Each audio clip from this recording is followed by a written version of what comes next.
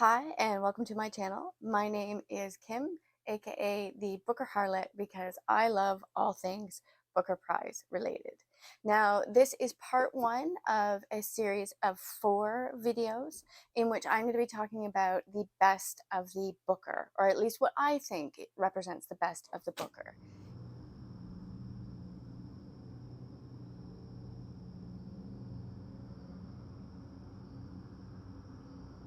It's quite a long list. There are over 400 books on the list. I originally tried to narrow it down to 13 books and ended up with 60, so I thought that this would be the best format to discuss the books. So I thought the easiest way to do it would just to be chronological, and they are in no particular order. We're just going to go from the first pick from the earliest on until we get through 13 books. So this is going to cover 1979 to 1998. Now, I first discovered the Booker in 1990, so a lot of the books that I read previous to that I covered in university. And that is honestly how I came to discover the Booker, was that I was taking my English degree, and all these books that we were reading all said winner of the Booker Prize, winner of the Booker Prize, winner of the Booker Prize. So I had to find out what the Booker Prize was, and my life changed forever.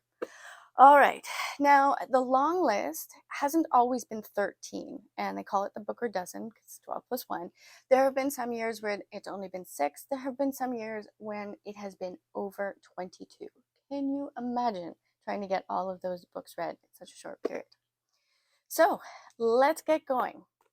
So the first book is A Bend in the River by V.S. Naipaul. This was written in 1979. It is set in Africa and it is about Africa. It's told in 4 parts. There is a wartime setting, and it is a story of Salim, who is a merchant in post-colonial Africa, and they are still fighting for their independence. And this is very much about war and the cost of freedom. I think the best way to describe this book is actually the first line, and it opens up with, "The world is what it is. Men who are nothing, who allow themselves to become nothing, have no place in it." It's beautifully written, and it has stayed with me over the years. So the second book is Midnight's Children by Salman Rushdie. It was written in 1981.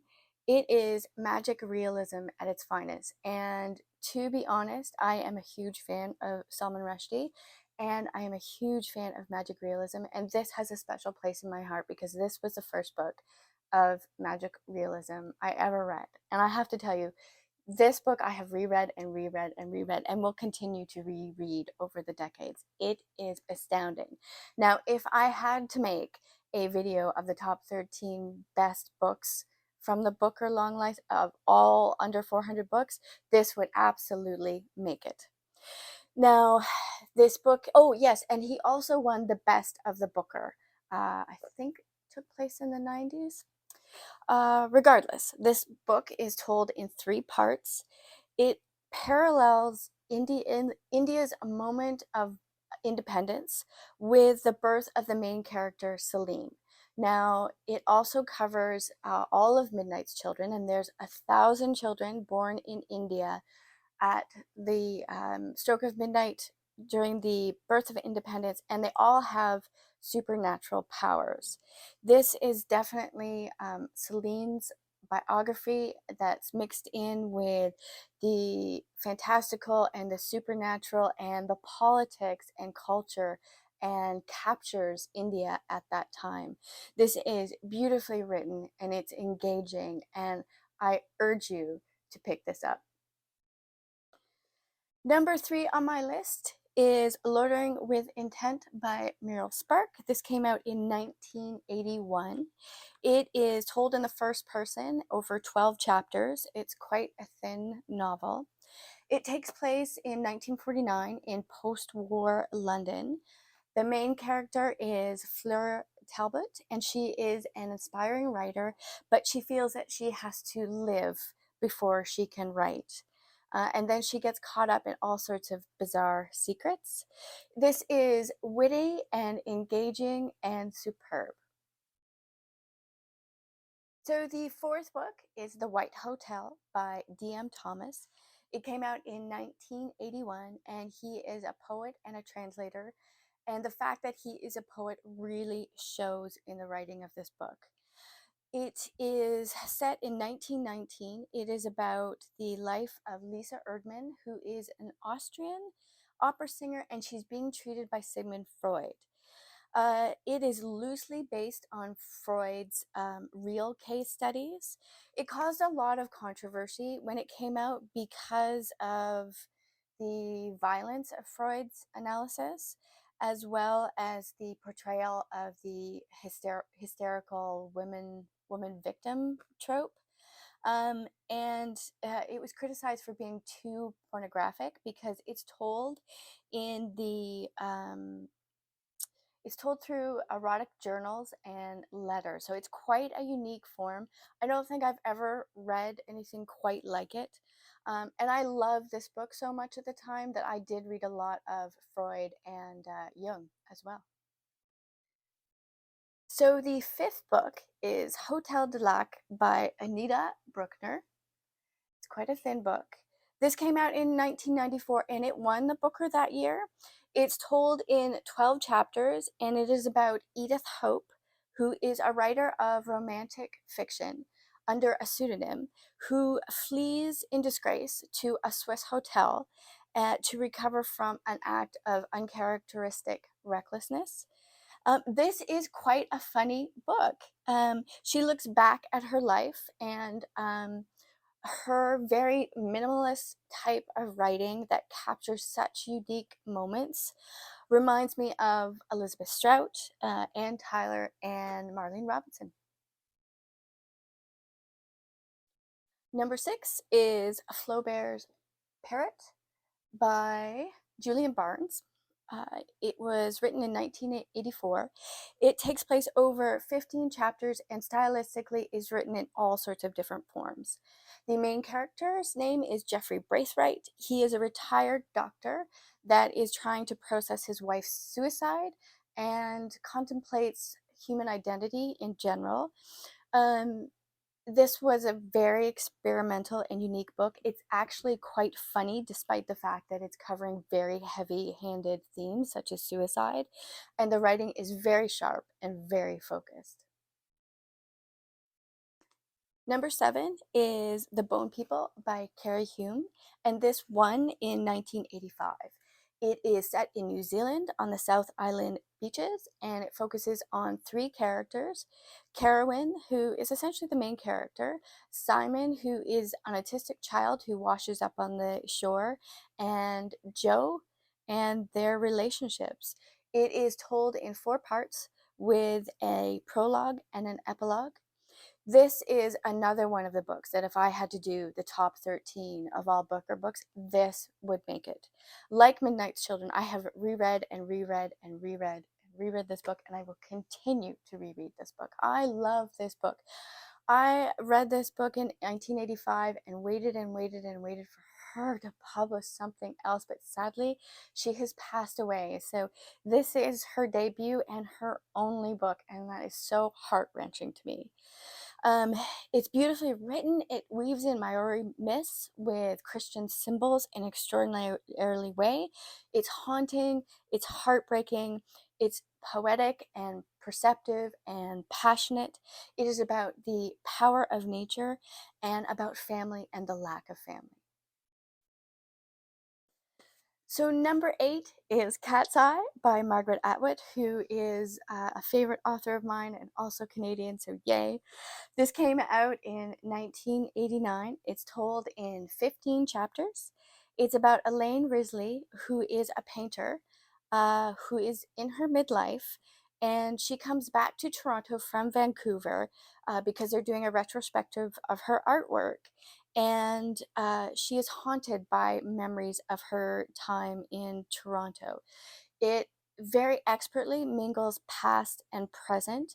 It is epic in scope, and it is haunting, but it is very funny in parts. This is typical Margaret Atwood's sense of humor. Number 10 is The Famish Road by Ben Okri, who has become a favorite author of mine. I've even read some of his children novels. Now, fun fact, I bought this book when I was touring London. In fact, I studied there for a while. And just saw the fact that it had won the Booker Prize and bought it and toured around reading it. And I even have my Paris train schedule in the back, and I'm pretty sure that I was not looking out the window while this book was in my hand. So this is the winner of the 1991 Booker. It's told in 7 books. It's set in Nigeria, post-war.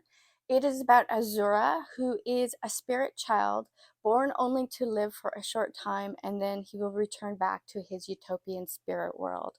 This is such a compelling and unique book. I wish that more people have read this and we're talking about this. I don't think it gets the justification that it needs. It's very compelling. It's very unique. It's a big book, but you will pick it up and not be able to put it down. It combines fantasy and the supernatural with politics and the vision of a child, which I think is really, really hard to tell a story from the perspective of a child, and it's done so well. It has a lyrical narrative. It's incredibly well-paced epic novel. In 11th place is A Fine Balance by Rohinton Mystery, who is also a Canadian writer, and this would probably make my top 13 books as well. This book, I still think about the characters to this day after having read them almost 30 years ago. So it's set in India, and it wavers between 1975 and 1984, so these days it's considered historical fiction. When I read it, it wasn't. Uh-huh. So it's about 4 characters who form a bond, and they try to help each other during desperate times in India. It is like the title, it's about finding a balance between despair and hope. It really focuses in on the emergency, which was declared by PM Indira Gandhi, but they never actually mentioned her name. This is haunting and epic, is beautifully written, and I urge you to read this. In 12th place is The God of Small Things by Adranti Hattie Roy. This was a winner in 1997. Now, I went through a period in my life where I hated dust jackets. I don't know why, but unfortunately, I threw this one out. So, this is her debut novel, and she won the Booker. And then she waited 20 more years before writing The Ministry of Utmost Happiness, which also made the Booker that year. Um, it is told in 21 chapters. It starts with fraternal twins, but it is a multi-generational book.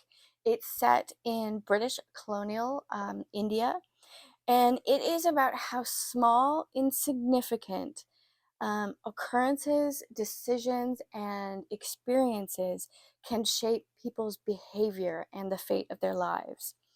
It's told in the third person. It shifts between 1969 and 1993, and it unfolds chronologically through the use of sidetracks and flashbacks. It's beautifully done, and she is such an amazing writer. So the last book on today's video is Amsterdam by Ian McEwan, also a favorite author of mine, and for some reason I ended up with 2 copies, probably because I was in a used bookstore and saw the fact that this had the Booker Prize sticker on it, and uh, bought it because I had forgotten that I already have a copy of it. So this is the winner of the 1998 Booker. It is set in England. It's told in 5 parts. It's about Clive, who is a composer, and Vernon, who is a newspaper editor. And it starts off with them meeting up at Molly Lane's funeral. Now, this is about friendship being tested. There are lots of surprises in the plot, so I can't get into it too much. It is definitely a black comedy, which is very difficult to do. It is a satire on British manners and morals.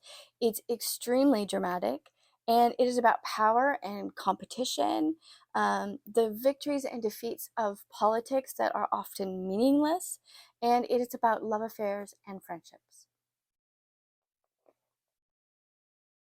So thank you so much for joining me for part 1 out of part 4s of the Best of the Booker. It's been a very challenging task to whittle it down to just 13. Please like and subscribe. Comment in the comments below what you think I missed out on, what you're going to read, what are some of the new to you titles that you found intriguing through this video. And as always, I upload every Friday, but this series will come out every Sunday starting today and for the next 3 weeks. So I will link the descriptions of past videos in the description box below, and I will leave you with the sunset from last night. Thank you so much. Hi, Ripley.